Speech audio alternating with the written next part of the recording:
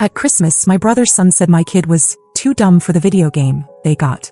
My brother didn't correct him. It just helped clean up. That night, I took the console out of the living room. And at 9:03 a.m., I quietly canceled my brother's and his family's rent. And when they found out then, that Christmas morning, during the gift exchange at our parents' house, he stood behind my daughter as she carefully unwrapped the box from him and his wife. It was a brand new gaming console. I actually thought for a split second that maybe he tried to do something kind.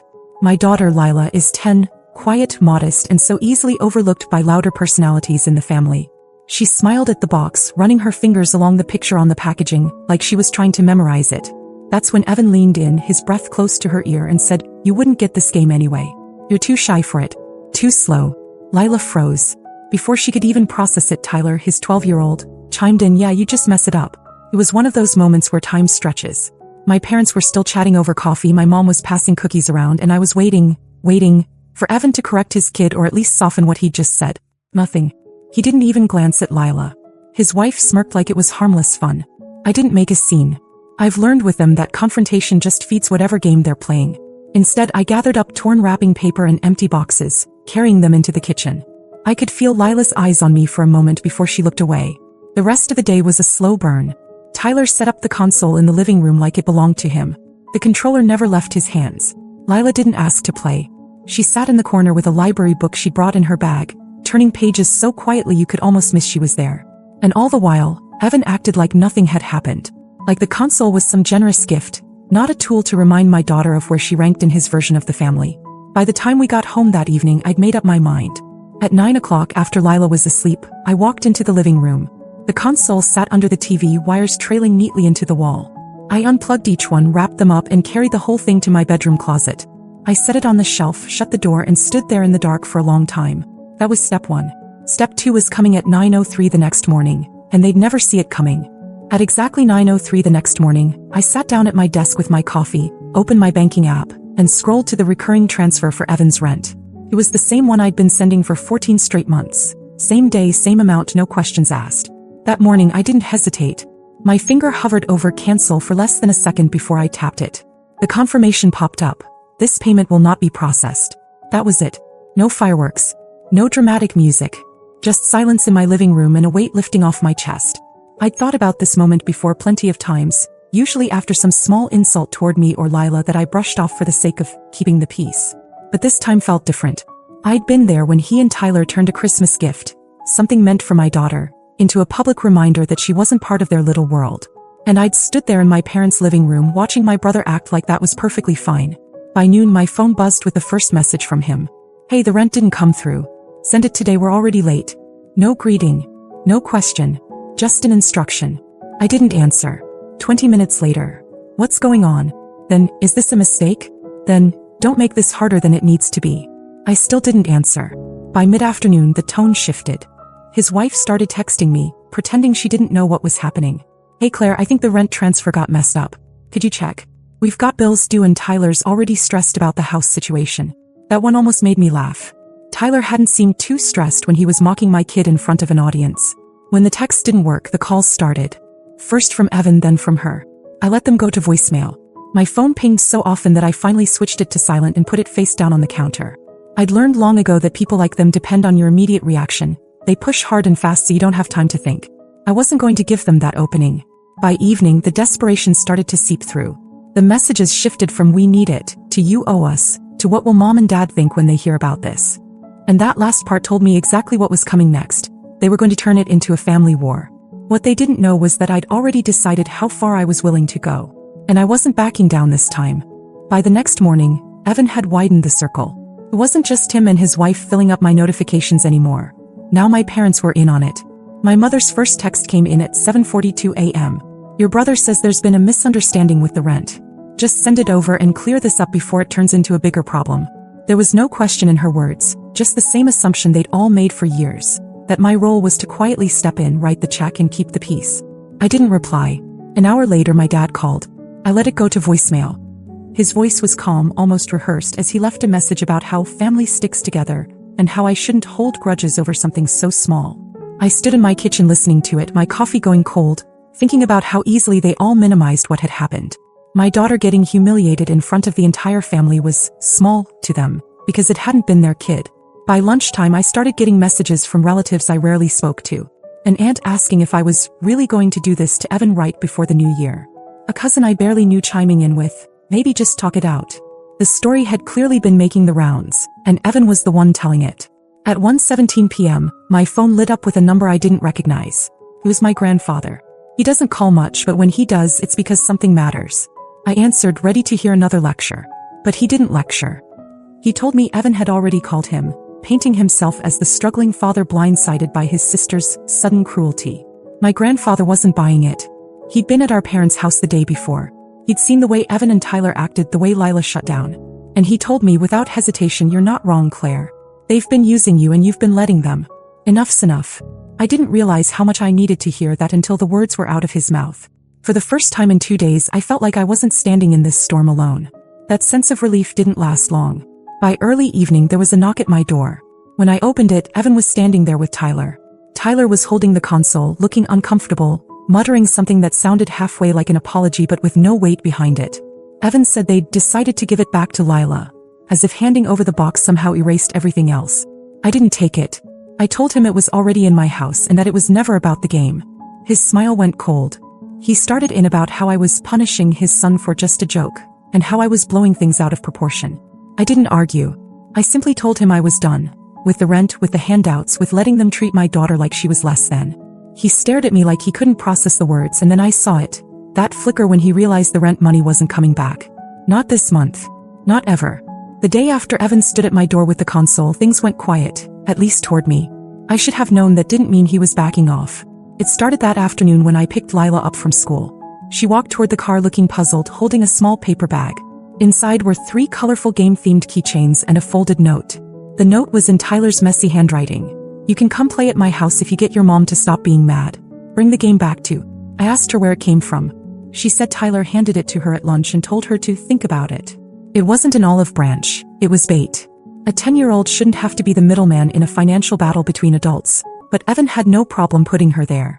That evening, my phone lit up with a number I didn't recognize. It was a text from Evan's wife, but she was using her sister's phone. If Lila's feeling left out, maybe she should come stay with us for the weekend. We can talk things out. I could practically hear the script in her head. Get my daughter in their house, work on her until she started repeating their version of events. I deleted it without answering. The next morning, things escalated in a way I didn't expect. My landlord called. He sounded confused and a little irritated. Apparently, Evan had contacted him directly, claiming there'd been a mix-up with the rent payments and that mine had been accidentally sent to the wrong account. Then he tried to convince the landlord to let him into my payment records so he could fix it himself. The landlord shut him down immediately and told him if he had any further complaints, he needed to take them up with me, then called to give me the heads up. By that afternoon, extended family started weighing in again, but the tone had shifted. My cousin Ben called to say Evan was telling everyone I had taken Christmas away from the kids by keeping the console. In his version of the story, it had been a joint gift for both Tyler and Lila, and I'd snatched it out of spite. He left out the part where they told my daughter she wasn't smart enough to use it. Then, just as I was bracing for another exhausting night of ignored calls and texts, there was a knock on my door. It was my grandfather. He doesn't show up without a reason, and when I opened the door, I could tell he'd come straight from Evan's house. He stepped inside and set a grocery bag on the counter. Inside were Lila's favorite cookies, a small puzzle set, and 3 books he thought she'd enjoy. Then he told me exactly what had just happened. He'd gone to Evan's, listened to him and his wife try to justify everything, and then, in his words, cut through their nonsense. He told them point blank they were done embarrassing themselves and that if they kept dragging me and Lila into their games, they'd be dealing with him directly. That hit harder than I expected. My grandfather has always been the quiet, keep-to-himself type, but when he takes a side, he doesn't waver. Knowing he'd gone there, looked Evan in the eye and told him to stop. That was the first time since Christmas morning that I felt some of the tension in my shoulders ease. That night, Lila sat at the kitchen table eating one of the cookies and reading one of the books. For the first time in days, she smiled without hesitation. I should have enjoyed that moment more than I did, but I knew Evan well enough to understand he wasn't finished. And I was right. By the end of that week, the chaos was starting to wear thin. Not because Evan had given up, he was still pushing, but because each new attempt seemed to chip away at whatever sympathy he still had from the rest of the family. The more he talked, the more people started noticing how much he'd been leaning on me all along. His last big move came on a Friday evening. I was at my parents' house, sorting through a box of old photos my mom wanted me to digitize. The front door opened and Evan walked in, clearly not expecting to see me there. He froze for half a second, then shifted straight into what I can only describe as performance mode. He started talking about resolving this, and how the rent thing had gotten blown way out of proportion. He didn't even bother acknowledging what happened on Christmas. It was as if the only problem worth fixing was the missing money. I stayed sitting at the dining table sorting photos, and told him plainly that nothing had been blown out of proportion. I'd made my decision and I wasn't reversing it. That's when he pulled out what he clearly thought would force my hand. A stack of printed screenshots. They were all messages between us from the past year, every single time I'd agreed to cover his rent or bills. He'd even highlighted parts in yellow like it was a legal case. He claimed it was proof I'd committed to supporting him until he got back on his feet, and that I was breaking my word by cutting him off. Before I could respond, my grandfather, who had been sitting quietly in the corner reading the paper, folded it and set it down. His voice was calm but left no room for argument. He told Evan those screenshots didn't prove any kind of obligation. They proved I'd been far more generous than most people would have been. Then he leaned forward and said something that cut the air in the room. Support is a privilege. When you start treating it like a right, you've already lost it. The room went silent. Evan shifted uncomfortably, his eyes flicking to my parents for backup, but they said nothing. My grandfather didn't look away, just waited. After a moment, Evan stuffed the papers back into his folder, muttered that he had things to do, and walked out. That was the turning point. The calls stopped. The group texts from relatives slowed to a trickle, and when they did come, they were more awkward than confrontational. It was like everyone had realized there was no reversing this. That weekend, Lila and I finally set up the console. Not in the living room, but in her bedroom. We spent hours figuring out the controls, making mistakes, laughing every time we fell off a digital cliff. She kept looking at me with that small smile she gets when she knows something is truly hers. No one hovering over her shoulder. No one telling her she's too slow or not good enough. Evan never apologized. He never admitted he was wrong. But it didn't matter anymore. He understood now that the free ride was over, and more importantly, Lila understood that I would stand between her and anyone, family or not, who tried to humiliate her. The money I'd been sending him each month stayed in my account. The peace in my house stayed in place. And for the first time in years, I didn't feel like I was carrying someone else's weight. In the weeks after that Friday night at my parents' house, the ripple effects started to show. Evan didn't come around much anymore. At first, my mom covered for him, saying he was too busy or dealing with a lot. But little pieces of the truth started leaking out from other relatives. He and his wife had been scrambling to pay their rent on time. They'd sold their second car. A friend of his told my cousin they'd pawned their TV and gaming setup. Apparently, the same console he'd tried to use to humiliate my daughter ended up sitting in a pawn shop window with a bright orange price tag on it. I didn't celebrate. I didn't send any "I told you so" messages. I just carried on with my life. The silence from their end was enough. One afternoon, my grandfather called. It wasn't about Evan, at least not at first. He just asked how Lila was doing, how work was going, whether I was sleeping better lately. And then he said, almost in passing, that Evan had been over to see him.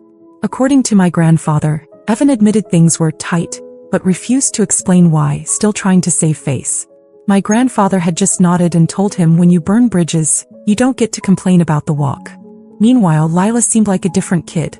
She started inviting her best friend over every Saturday, and the two of them would disappear into her room for hours to play the console. I'd hear bursts of laughter through the door, the kind that comes from being completely at ease. That sound meant more to me than any apology from Evan ever could. Then came the moment I knew the shift was permanent. My mom decided to host a Sunday dinner. Small, just immediate family.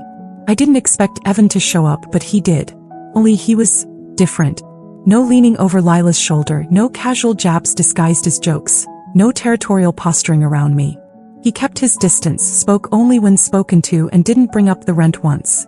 It wasn't an apology, but it was an admission in its own quiet way. The balance had changed, and he knew it. On the drive home that night, the streetlights flashing through the windshield, I realized something important. For years, I'd confused silence with peace. I thought keeping the peace meant letting things slide, absorbing every little cut for the sake of family harmony. But peace isn't the absence of conflict. It's the presence of respect. That Christmas morning had been the breaking point.